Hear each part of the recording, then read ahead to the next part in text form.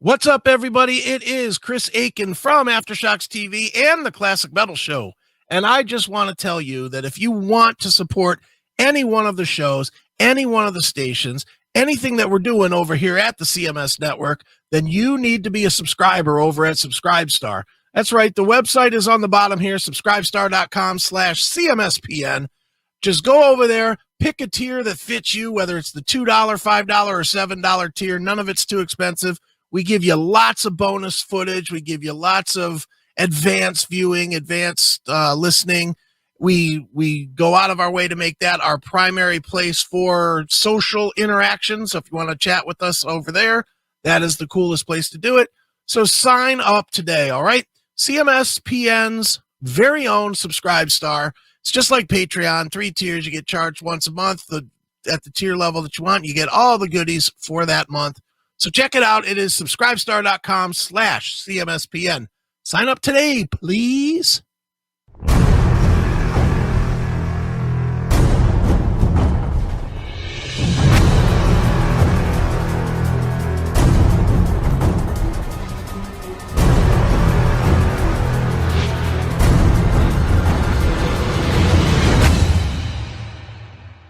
It is CMS Music with Chris Akin right here on Heavy Metal Television. And joining us today to talk about a brand new band, brand new song, and probably introduce you to something you haven't heard yet is the vocalist Lucas Esterline of the band Aeir. So, Lucas, how are you, man? Good. How's it going? It's going good, man. And I got to admit, man, a couple weeks ago, I didn't know anything about your band. To be honest, I really still don't know anything about it except that you have a kick-ass single, man. It's first taste is always important with a new band, and you guys are solid, man. I love the energy and you know, Smoke 'Em If You Got 'Em is just a cool song. Yeah, thank you very much. Yeah, we're stoked. We've been sitting on some of this music for a while, getting everything, you know, ready to launch, and we're stoked to finally have it out. And it's on all streaming platforms. There's a video out. We may have a lyric video coming out soon too. So very cool, man. Well, I'll tell you what, Lucas, why don't we start by getting a brief history of the band so that people at least know who you are and where you are and how you came to be. Awesome. Yeah. Well, early 2020, just prior to the pandemic, I gave Taylor Blake a call. He was in a band called cohesion. I was in a band called the Turbos at the time. Gave him a call. I wanted to start singing and just be a front man rather than play lead guitar. So we started talking, and his other guitar player, Casey Lane from cohesion, got him on board. We started writing songs. I got Ja Ree, the drummer for the Turbos, on board as well. And we started writing songs, and then the pandemic hit. Right. So we were kind of like, you know, everybody was quarantining and sitting at home, and we just started writing like crazy. And we wrote like probably 50 songs, and that's kind of how it all started. We had maybe one practice as a group before the pandemic hit, and then we were kind of all isolated for a minute. Right. But yeah, it's essentially 3 Columbus local bands. We kind of formed a little super group with different members. Sure. And you know, Columbus is I'm up here near Cleveland, so you know, I'm certainly familiar with Columbus's area and Columbus's scene, and it does seem like right now there is a pretty decent scene. I mean, there's I forget what they're called now, but they were Black Coffee, you know, that South of Eden, South of Eden, yeah, and you know, there are bands that are coming out of Columbus. And that harkens back to maybe like the 90s when there were a few bands that came out of Columbus as well. Seems like the scene maybe dipped for a little bit and came back again, no? Yeah, it may have. I don't know many of the bands that out of the 90s that came out of Columbus. Sure. Wasn't really around in the scene then, but sure. The scene's always been strong. There's a lot of good local music. There's a lot of good art in general, in all forms, whether it's, you know, poetry, burlesque, comedy, music. There's a lot of really good artists in Columbus. Sure. Do you think that that's because of the college, or do you think it's because of, you know, maybe like Rock on the Range comes through there every year, and you know, there's a lot of artistic things that happen in that zone? There are. I'm sure campus has something to do with it. Ohio State's a huge school. I think Columbus is just a big city. It's like 13th or 14th biggest in the country. Sure. And it's kind of in a middle ground. You know, you're 6 hours from like Nashville, Chicago, some of these bigger cities. You're kind of just in the middle of it there. Um, so Sure. Definitely, man. mm, Well, dude, the piece that you left out of the story of Air so far is that for a brand new, and I do mean brand new baby band, you caught the eyes and ears of a very big name with Stephen Perkins from Jane's Addiction. You know, how does a band that really doesn't have history catch a guy that's trying to launch a new label and get his attention? I would say that has to be our management team at FM Music Management. Our manager Tim, he works his ass off for us, and he heard the single, some of our demos early on, and believed in it, and you know, started pushing it through different avenues. And we got lucky to land Stephen Perkins. You know, he really loves the music. We've had a few conversations, and yeah, I did leave that part out. It's kind of like the newest thing. We just announced that as well, signing with Perkins Palace Records. So, yeah, it's just the whole team, man. Everybody works their asses off, trying to get this thing going. Sure. Now, being the first signee, and I'll give you an apples to apples correlation. Being the first signee is dangerous sometimes, and the one I'll point to is there was a band in the '90s called Systematic Hmm. that was Lars Ulrich's first signing on his label that he had at the time. And obviously, you probably don't remember the band. So that's I'm about to hit Google real quick. yeah, exactly. That is the danger of it is sometimes the big name, people are looking for the clone of the big name. And when they don't get it, that's dangerous. So Mm, for you, I mean, obviously you guys do not sound like Jane's Addiction. At least the no. song I've heard doesn't Mm. doesn't. And I'm assuming the rest doesn't. But do you feel pressure being the first one because it's going to come in off of somebody else's reputation is going to be the first thing people compare you to? That's a great question. I think initially there's some pressure there, but at the end of the day, he likes what we're doing. He likes like our the Midwest grind kind of that we have, the angst that we have coming out of the Midwest, and it's a very different thing than I think what he's seeing in LA right now. Sure. So I think we came across his desk and he just saw some, Midwest boys who were really, really fucking going for it. So, Right. um, pressure's there, but pressure makes diamonds, man. We're ready to go. You know what I mean? We really want this. So, yeah, I Sure. mean, So here it is. mhm. Well, tell me about the first single that you've shared with people. Smoke 'em if you got 'em. It's a cool tune. It's a great video. And it really kind of gives that first impression. I'll just tell you my first impression. You can tell me I'm full of shit if that's indeed the case. But my first impression was you take all of the bands that are part of this new wave of rock, the Dirty Honeys and Joyous Wolf and blah blah blah. Mhm. Pick your poison, and you give it a little bit more of that Guns N' Roses or Nirvana ferocity to it. It Oh, definitely that's great. I love hearing it that way. that's the way I picture it. Mhm. It's like you just said, I'm assuming that's the way you want it to be perceived. So talk a little bit about this song and why it was chosen to be the first thing you shared with most of us. It's our lead off. It's our lead off on a lot of our sets when we play, depending on where we're playing.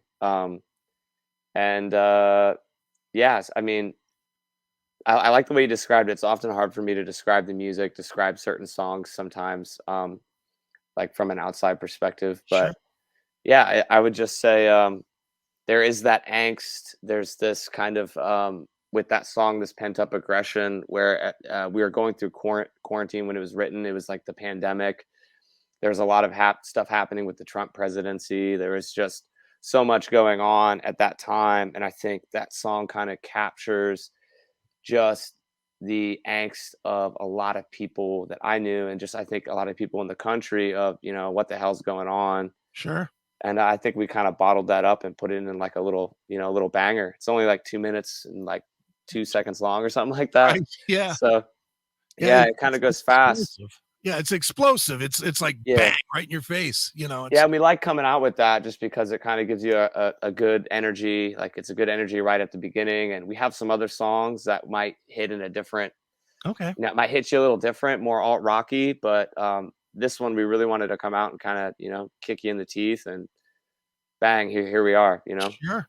Now, now, Lucas, one of the things that really struck me reading you guys' press was the fact that as a band that really is brand new, and I mean, you got to admit, even now, you guys are still learning each other, let alone how to make music together. Hmm. That had to be incredibly difficult to grow as a band during the pandemic. I mean, yeah, I guess you could potentially get 4 or 5 guys in a room and do something, but there was always that, well, maybe somebody will get sick, or maybe, Yep. especially a year ago, Oh yeah. 1 year ago, nobody wasn't like now, where it's like, well, everybody's had their shot, so it's cool. Hmm. It was very, very much like, well, do we roll the dice to get together for dinner? So Yeah, we would get together and we would if someone got sick or whatever, we would, stay away from each other. But we would do a lot of writing through this app called Spire. You can do 8 tracks and just send it okay, back and forth. We'd throw our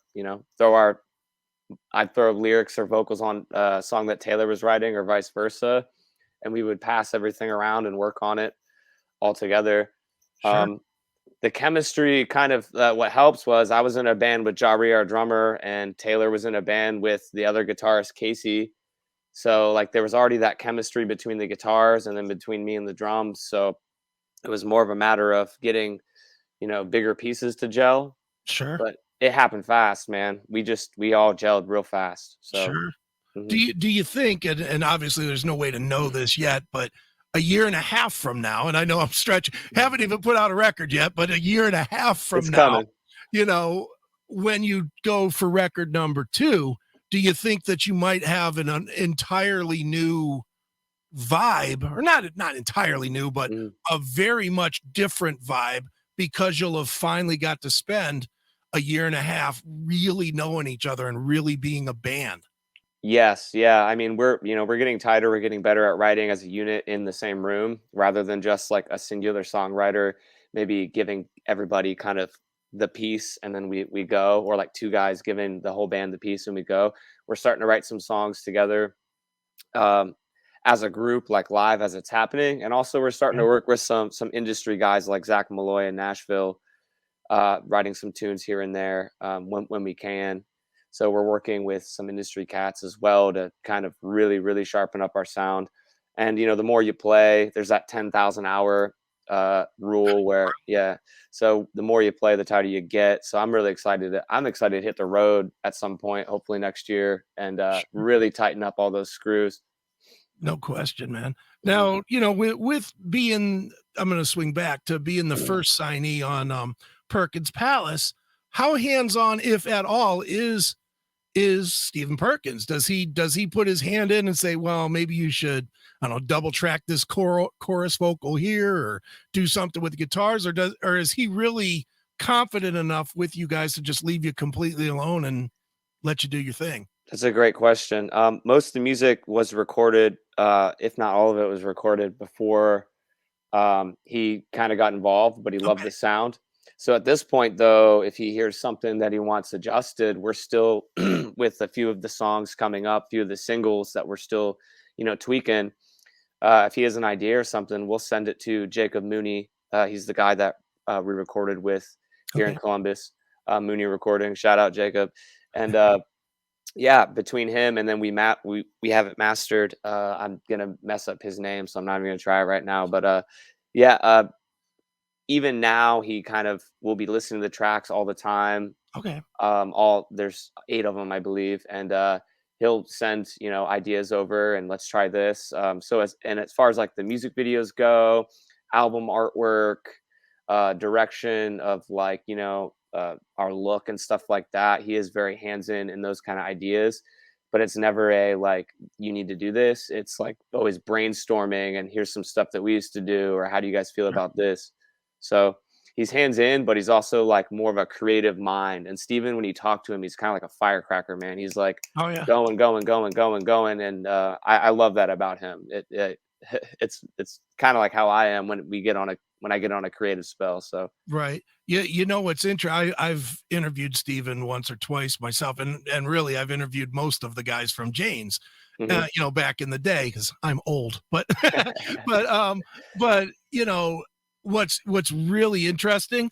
All of those guys are like that, which Mhm. always made me think it must be hell to be in a band with all those guys because they're all, you know, Perry Farrell's obviously a million miles a minute, Steven's a Mhm. million miles a minute.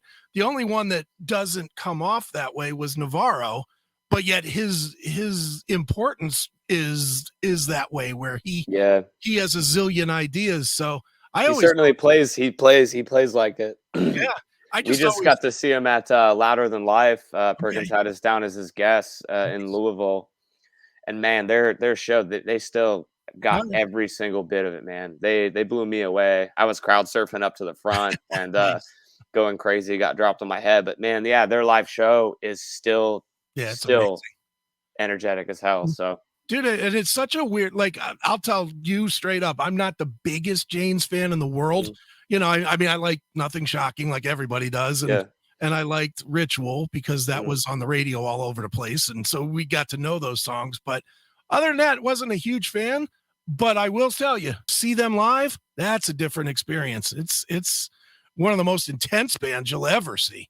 Oh yeah, they're intense. And Perry's still like you would think, as you get a little older, it's hard to sing like that. You see a lot of these artists from the 80s and 90s now doing tours and doing big shows, and some of them just can't quite do what they used to be able to do. Sure. But Perry has every single bit of that still. It seems like none of them has slowed down a bit. But yeah, same. Like I'm the same. I listened to Jane's, but I was never like deep diving into a bunch of their discographies and stuff like that. So since this has happened, I've been going through everything and listening to as much as possible. Um, and there's a lot of good music in Sure. there if you try to unpack it all. So Right. Well, it's the thing with that. I don't want to turn this into a Jane's discussion, but yeah, yeah, it obviously was so different than everything else that was out, and that's what I think made them a harder band to grab. The same with Nine Inch Nails, hmm, another band that came out same time, and you know, yep, either got it or you didn't because it was so different from everything else. But hmm, you know, when you see that and you see that, you know, you're tied to that, does that give you inspiration of what you want to do as far as kind oh of yeah. separating yourself from the pack? Yeah, and like we're doing things that we come to find out that they were doing, hearing Perkins stories that they were doing in LA, doing parties at their practice space where they have a bunch of their friends come out, and it's kind of like the late night hangout. We're doing a lot of similar things that they did, back in the day. So, but yeah, I would say yes. Sure. Now you mentioned that there's going to be 8 songs. Are you releasing this as an album, or are you doing it the new way where you do a single video for a year, or what are you planning? Um, you know what? That's in the team's hands right now. I believe if I don't want to speak too soon or say something I shouldn't, but I believe we're going to do a full album by next year sometime.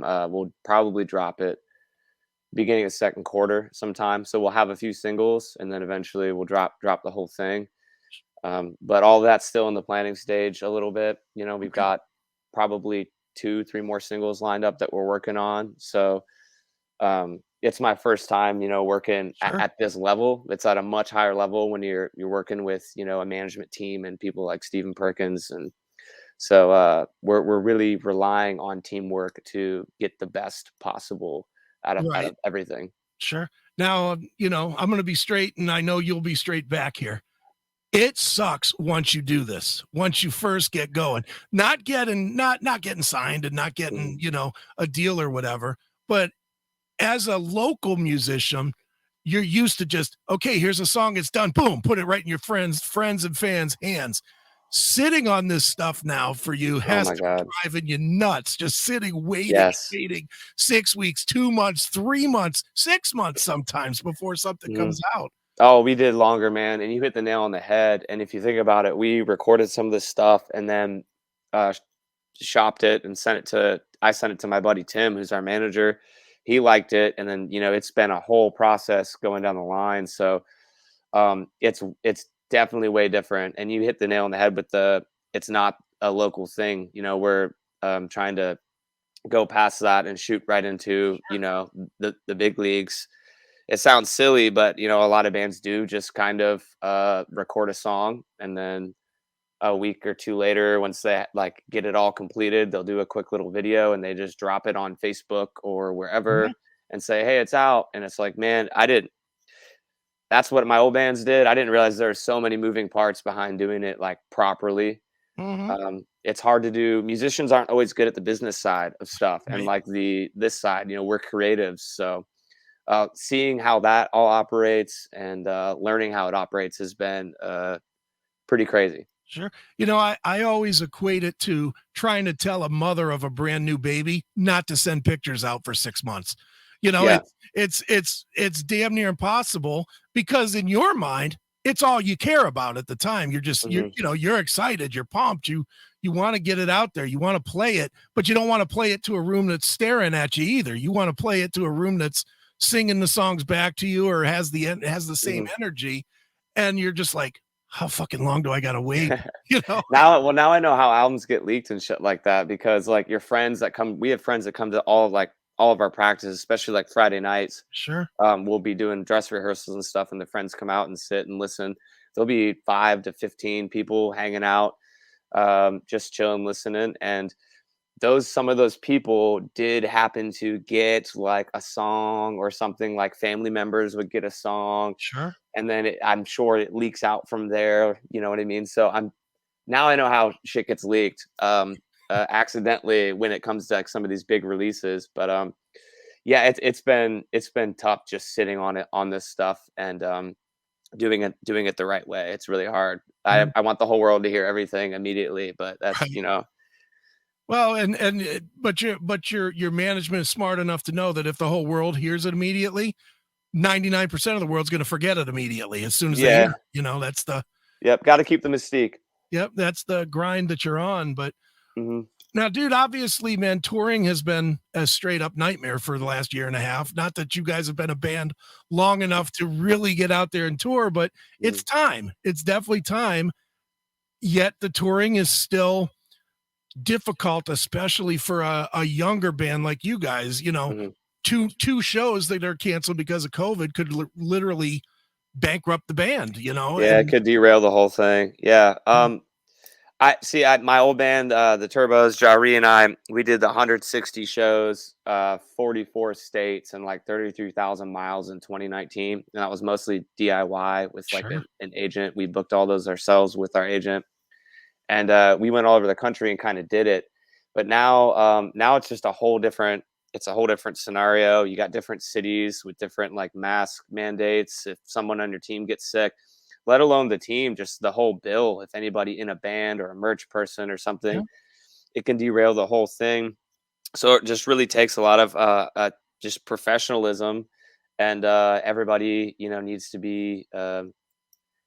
be vaccinated and ready to do like this for their career. I would say it's a weird area right now. It's the music industry's in a weird spot. It's like music's coming back and you see big festivals, but you're still seeing huge artists stopping shows or taking breaks because of the Delta variant or because of COVID. Well, and it's fun. I didn't even somebody that does this for a living as I do, I didn't realize how it could be so critical on bands until I literally did an interview, I think 2 weeks ago with Tom Hunting of Exodus. And he really broke it down to me. He really talked about the way the club scene is now, that if you miss a couple of gigs, you lose this much money, and if you have a bus and if a tour gets canceled, you're stuck with 10,000 shirts or 5,000 shirts that all have dates that aren't going to be met, so nobody will buy them, so you just lose your tour manager's staring at the Excel sheet and just freaking out because you missed certain budgets here and there. Yeah, I mean, we're breaking into that. We're breaking into that world right now, and we're looking at all those. And I've seen um, with names redacted and people redacted. I've seen expense sheets for different levels of touring that we're Sure. trying to get to eventually. And it's no joke, man. There's a lot of money involved. There's a lot of time and effort involved, and for something as simple as getting sick to derail it really can. It absolutely can. So it's a weird world. I think it is coming back. Live music is and touring. It's just on an artist. There's even more of a precedence to take care of yourself and be careful. And Mhm. wash your freaking hands. Wear your mask. You know what I mean? Right, Like, yeah. exactly. And stay home if you even feel sick a little bit. Yes. Yep. Exactly. Yep, definitely, man. Well, I'll tell you what, Lucas. Let's remind people the name of the band is Aeir, and the single that people can hear right now if they go to YouTube or any of the platforms is "Smoke 'Em If You Got 'Em." I encourage everybody, and see, this is free. You don't even have to spend any money to find out for yourself if this band is any good or if I'm just talking shit. It's called it's called "Smoke 'Em If You Got 'Em." That's the song. It is Aeir, Aeir, Yes, sir. and Lucas, why don't you tell people where we should send them to keep up with you and the band and tour dates and music as it gets released and all that stuff? Air_official on all platforms except Facebook. I think it's just Air Official.